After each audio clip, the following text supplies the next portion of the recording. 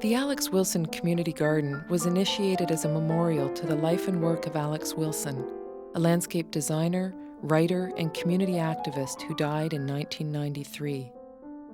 Through his pioneering work in the field of ecological restoration, the practice of healing damaged landscapes by recreating native plant habitats such as meadows, prairies, and woodlands, and through his groundbreaking book, The Culture of Nature, Alex had an enormous influence on many people and communities.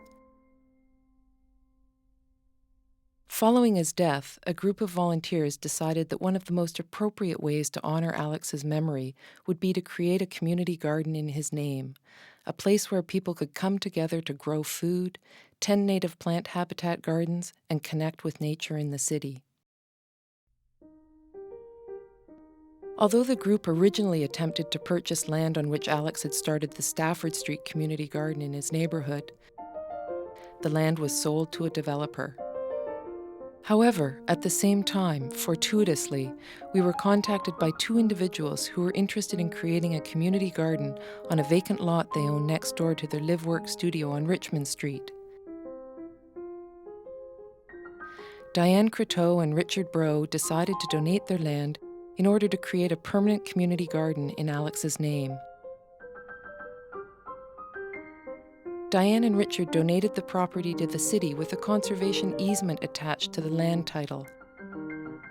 An easement that would protect the integrity of this community garden as a place where community members could grow food and tend native plant habitats. As far as we know, this represents a first, the only community garden easement in Toronto's history, and it was an arrangement embraced by the city's Parks Department as a visionary partnership between the private and public sectors. The city was given the generous gift of a new public park community garden, and the community took on the responsibility of building and maintaining the park community garden. Once we had a permanent site, the group decided to hold a competition for the design of the garden. We held a design charrette in which we shared our dreams, visions, and goals for the garden, and we created a competition brief in which these ideas were articulated. With the assistance of the design exchange, the design competition generated an enormous amount of interest and enthusiasm from landscape designers across Canada and the US. We received more than 60 proposals for the competition. One of our goals through the competition, and indeed through the whole Alex Wilson Community Garden project, has been to encourage the creation of community gardens in Toronto. This goal is written right into the founding bylaws of the Alex Wilson Community Garden Corporation. We see our project as one role model that can be used by other groups and provide guidance, assistance, and inspiration to other groups interested in furthering the development of community gardens.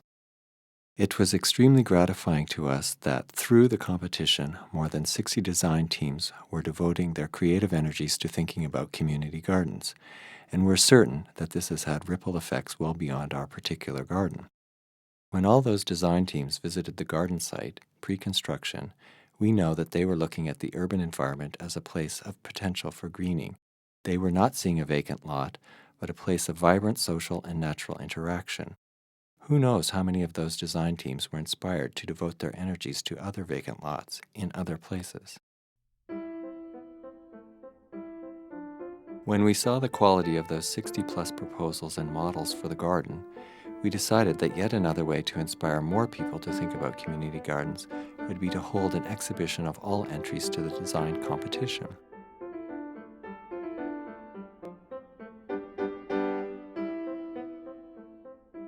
The Design Exchange offered to host the exhibition, and it was one of their most popular, well-attended exhibits, running for 6 months. The opening event alone attracted more than 500 people. Mayor Barbara Hall gave a welcoming address.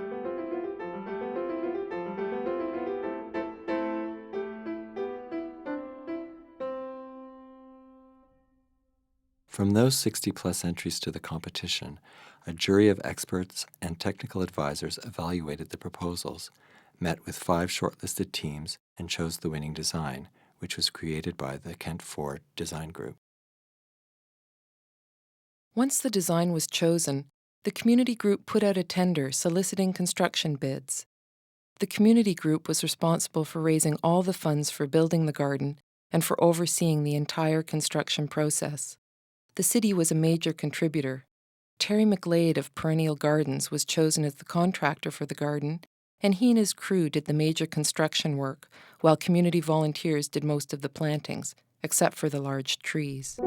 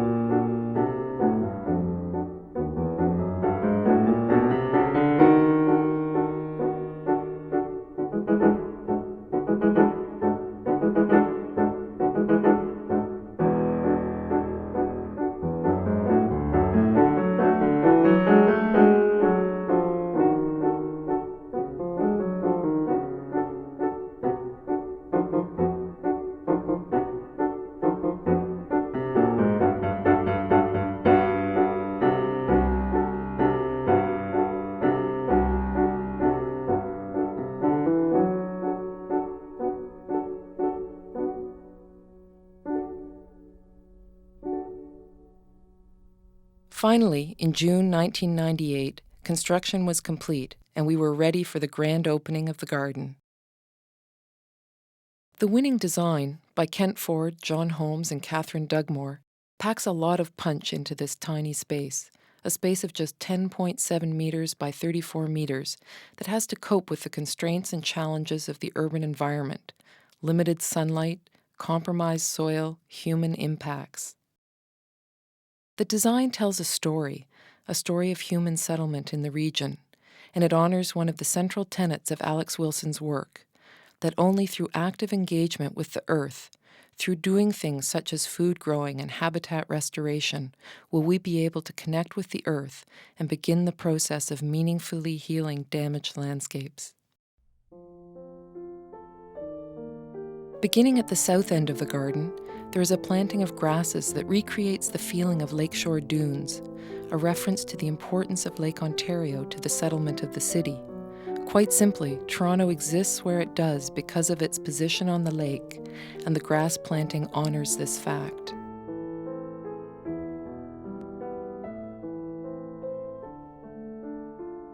As you move north in the garden, along a gently curving boardwalk, you are walking through the agricultural hedgerow section of the garden, planted with the native species one might find along the wild, sunny edges of agricultural fields.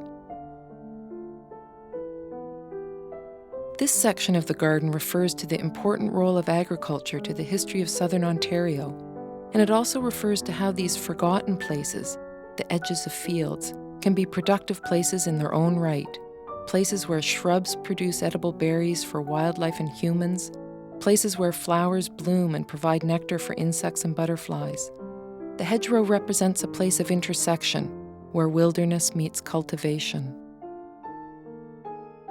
The agricultural hedgerow leads to the north end of the garden, which is planted with native trees and woodland species, a kind of telescoped wilderness that refers to the forest that once covered most of southern Ontario, with towering pines and beeches and shrubs such as witch hazel, and ground-covering wildflowers such as jack-in-the-pulpits and trilliums. And at the heart of the garden, the center that brings nature and cultivation together, are the 40 food-growing allotment plots, where community members come together to grow a wide variety of vegetables and actively participate in the life of the garden. It is these food-growing plots that draw community members to the garden. People come to these plots to grow food, but they also come to forge relationships with their neighbors and inevitably they develop strong bonds to this small park, taking an active role in looking after a public space for the benefit of the whole community.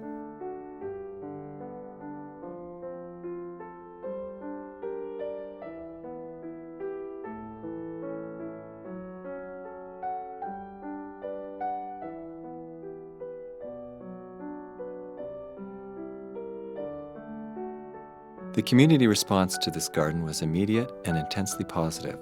Within days of construction starting, we had people showing up asking how they could become involved, asking if they could have a vegetable growing plot in the garden. One of the first people to show up was Brian, a local fellow who started out doing odd jobs in the garden and has had a plot in the garden ever since. He takes particular responsibility for the birds, building bird feeders from spare bits of building materials he rescues from the garbage. Garden has been used by so many different people in so many different ways. The Center for Spanish-Speaking People had a women's program for recently immigrated women where they met in the garden and combined language studies, gardening, and cooking. Evangel Hall, an inner-city mission of the Presbyterian Church located directly behind the garden, has 8 plots for their clients to grow food. In the summer of 2001, Evangel Hall hired a garden facilitator to work with their clients and develop their food growing skills and, just as important, spend time in a safe social space. The residents of Portland Place, a faith-based alternative housing agency next door to the garden, have been keen participants in the gardens from the beginning. Not only do many residents have plots in the garden is, in effect, their backyard, but everyone there provides the eyes on the garden that are so important to urban safety. In the early spring, gardeners start checking on emerging plants and see their bulbs come up. From the middle of April, when gardeners first begin to amend the soil, to the end of October, when vegetables are harvested and the beds mulched for winter, the garden is full of activity.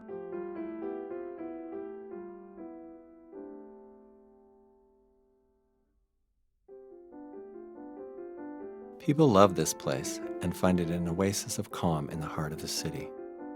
In so many ways, the garden is a refuge, not only for the many people who come there to enjoy nature in the city, but for nature itself. Biologist Ken Towell monitored the birds and insects that use the garden as habitat, finding an array of creatures in this small pocket. This garden works because it is teeming with life. The energy from the sun fuels plant life, and the productivity of the place inspires people to claim this tiny refuge as their own.